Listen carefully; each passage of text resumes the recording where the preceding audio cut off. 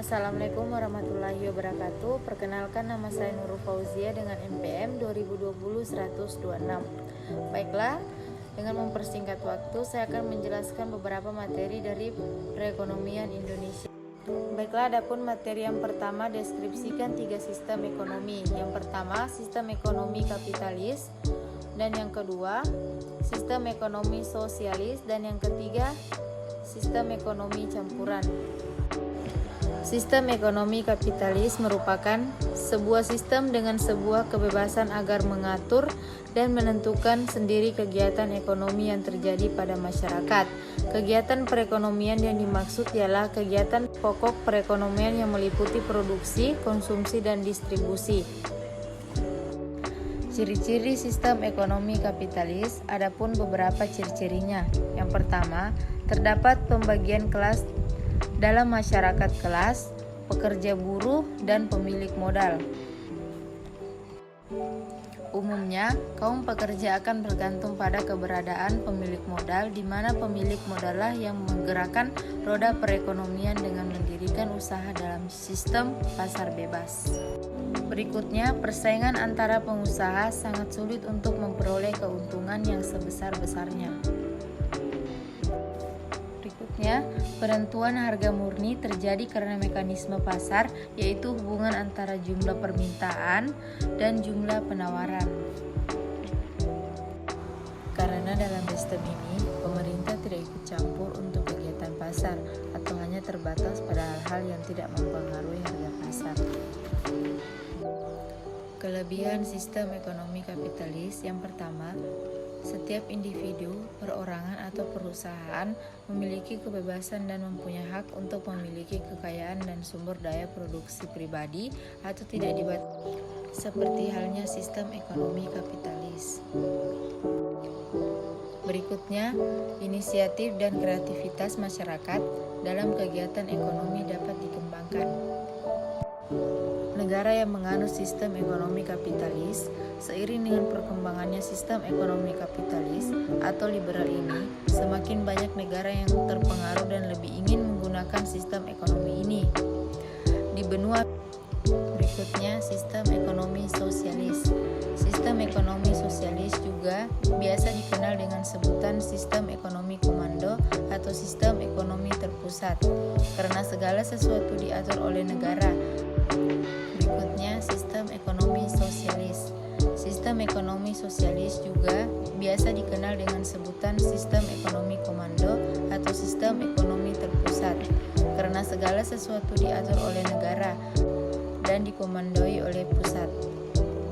Sementara itu, dilansir dari The Valencia, dijelaskan pengertian sistem ekonomi sosialis adalah sistem ekonomi di mana alat-alat produksi seperti uang dan bentuk lainnya dari modal atau kapital dimiliki oleh publik lewat pemerintah.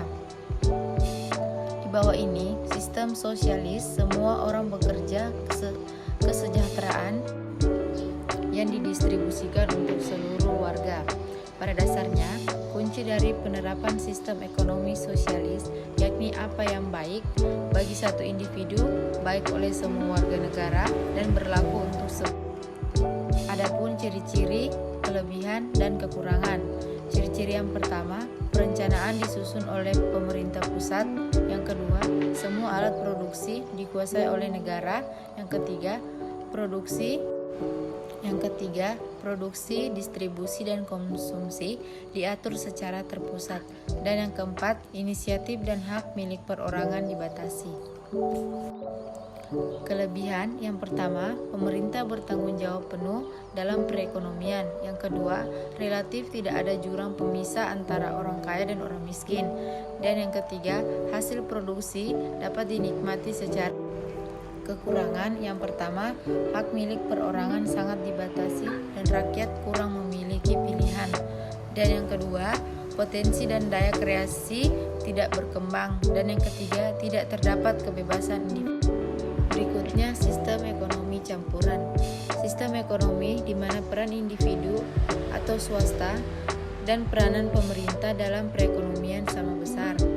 Dalam sistem ekonomi campuran, pemerintah tidak hanya berperan sebagai pembuat kebijakan dan pengatur perekonomian, tetapi juga turut aktif di dalam kegiatan ekonomi, termasuk kegiatan produksi, konsumen, dan distribusi. Selain itu, pemerintah membahu dengan swasta dalam menjalankan kegiatan ekonomi. Dalam sistem ekonomi campuran, hak swasta dan pemerintah dalam kepemilikan suatu faktor produksi sama-sama diakui. Berikutnya, menurut Anda, dari ketiga sistem ekonomi tersebut, sistem ekonomi apa yang dapat diterapkan di Indonesia? Menurut saya, sistem yang dapat diterapkan di Indonesia ialah sistem ekonomi sosialis, karena pemerintah memegang peran penting dalam mengatur perekonomian di suatu negara. Berikutnya, kemiskinan, pendidikan, dan kesehatan. Menurut pendapat Anda, strategi apa yang dapat dibuat untuk menurunkan angka kemiskinan, pemerataan pendidikan, dan penyediaan fasilitas kesehatan di Indonesia? Strategi pengentasan kemiskinan yang dilaksanakan oleh pemerintah dapat dibagi menjadi dua bagian besar.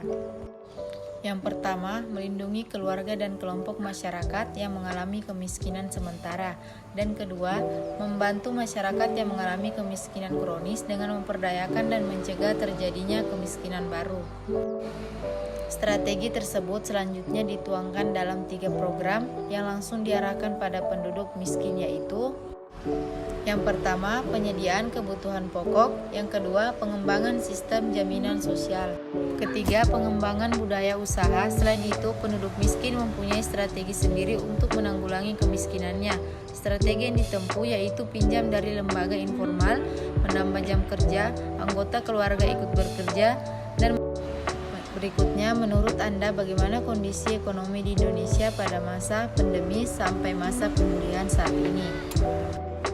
Menurut saya, pada masa pandemi Indonesia dihadapkan dengan banyak persoalan dalam aspek ekonomi dari COVID-19. Ini juga memicu penurunan perdagangan, bahkan perdagangan internasional. Di Indonesia sendiri, berbagai sektor harus. Menurut saya, pada masa pandemi Indonesia dihadapkan dengan banyak persoalan dalam aspek ekonomi dari COVID-19. Ini juga memicu penurunan perdagangan, bahkan perdagangan internasional. Di Indonesia sendiri, berbagai sektor harus terkendala dalam proses operasi karena kondisi tidak memungkinkan. Kemudian, perekonomian masyarakat dan pelaku juga memiliki peran strategi dalam pergerakan pemulihan ekonomi. Indonesia, pemerintah memberikan kemudahan dan kebijakan fiskal maupun kebijakan moneter. Kebijakan ini dapat disambut dengan positif oleh masyarakat dan pelaku usaha serta dapat bergerak maju sesuai rencana pemerintah. Berikutnya, berikan pendapat Anda terkait strategi untuk kemajuan perekonomian Indonesia.